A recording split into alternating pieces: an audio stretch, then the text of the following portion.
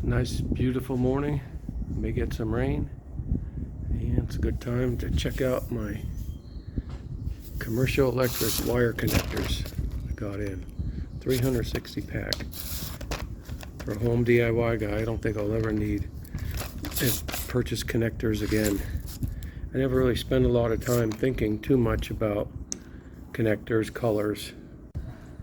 Obviously, you can see the connectors are shorter than each other, and then the inner diameter. You can see that diameter a little bit less than 1/4 of an inch, and the blue ones a small, orange and yellow.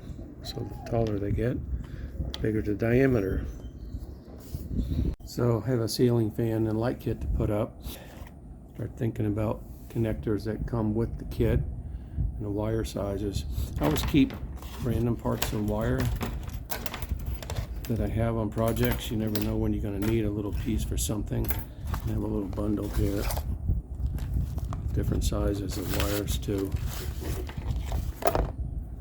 Notice some of these wires are solid copper, some of these are stranded. Some of them may be not copper wires. These particular connectors are for copper wires only, not for any other type of metal wires you may have. So I printed up some information on the wires themselves. Smaller gauge is usually a thicker wire. So this is a smaller gauge wire right here, whether it's braided or solid. So it's probably a 4, and it's going to be thicker, whereas a higher gauge, the gauge is higher, it's going to be a skinnier wire. Here's some that go from 4 gauge to 18, some characteristics in terms of the diameter, inches and millimeters, and some projects you may use them for. So real thin wires like this, you may use, that's an 18, you may use them for like lighting and lamp cords and things that don't have a lot of power in them or a lot of amps. You go up a little bit bigger, again a smaller number on the gauge, you may use those for extension cords up to 13 amps, 14. You may use them for light fixtures, lamps, lighting circuits, 15 amps. Notice the amps are going up. The bigger the wire, getting more amps to be able that wire to handle. 12 gauge, kitchen, bathroom, outdoor receptacles, 120 volt air conditioners up to 20 amps. And you start getting into big wire, 10 gauge, like for electric clothes dryers, 240 volt ACs, electric water heaters up to 30 amps. And then 6 gauge for cooktops and ranges, 40-50 amps, and you see those amps either on the appliance or in your breaker box. And then 4 gauge is for electric furnaces and large electric heaters up to 60 amps. So the smaller the gauge, AWG, the thicker the wire. And you may have some wires and you're not sure of what gauge they are. So I created a little chart to scale in the drawing package, and I printed it out so I can get a wire and like this solid wire and sort of match it up.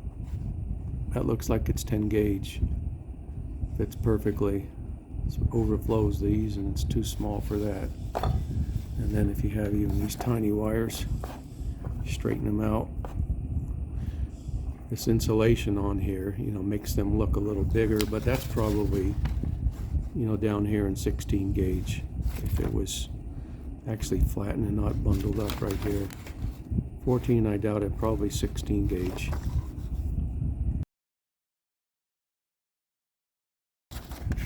So that's good to make.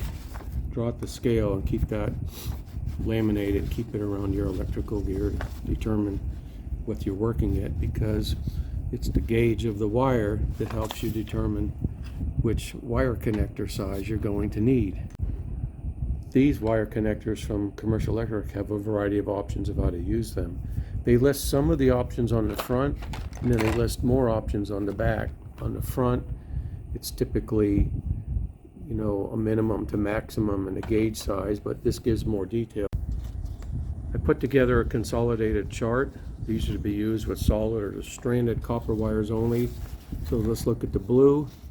It says I can take one wire, gauge 14, and use that to cap it off. And when I do that, suppose with this wire, strip 3/8 of an inch of the wire off. Okay? And for blue also, I could put 3 to 5 gauge 20 wires in there inside this cap. Move down to orange. Similar, I can have 1 up to 2 14 wires. And the birds have arrived. Cool. 1 to 2 14 gauge wires, 600 volts, and strip that 5/16 inch. I can also put one and another one, so I can put a gauge 14 and a gauge 16 in there. Strip them at 5/16.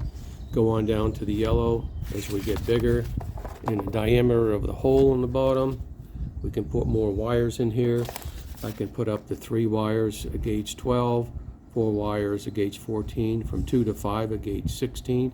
Notice it has to be 2. If it's smaller, if it was just 1/16, it's not going to screw into this hole correctly. The wire's too small for the hole. And I can do 3 number 20s in here. And finally, on the red wire, the biggest one in this kit, I can have, for instance, 4 at number 14, plus up to 3 at number 18, all in the same wire. And I can have 1 at number 10 and up to 3 at number 12. And again, it tells you how much of the insulation to strip off the wires when you're putting them in here. You get a little cut tool.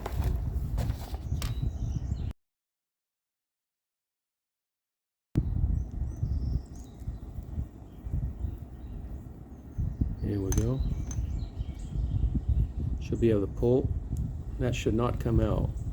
So besides having an assortment of sizes and a quality check, you want to pull, and be careful that sometimes that little metal sleeve in there that you're stuck in the plastic will pull out. The better quality ones, they stay in. I've had some, you start yanking, it looks like it's screwed in there and the whole insert pulls out of the connector. Let's put these together. This looks like solid 14 gauge, and this looks like probably 10 gauge. So let's lay them next to each other. Use the red one, screw it on until it's tight. The thinner wires, when you screw them on, the wire may twist a little bit, and that's okay. When you're messing with big honking wires, you can take the cap,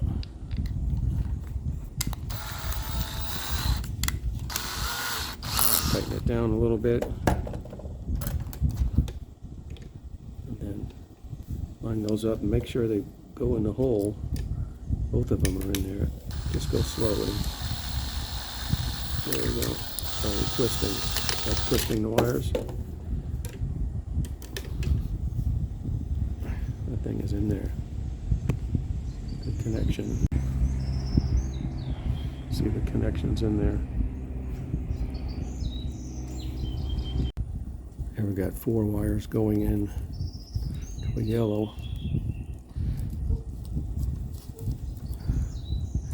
It's okay to keep twisting, and the wires twist a little bit right here.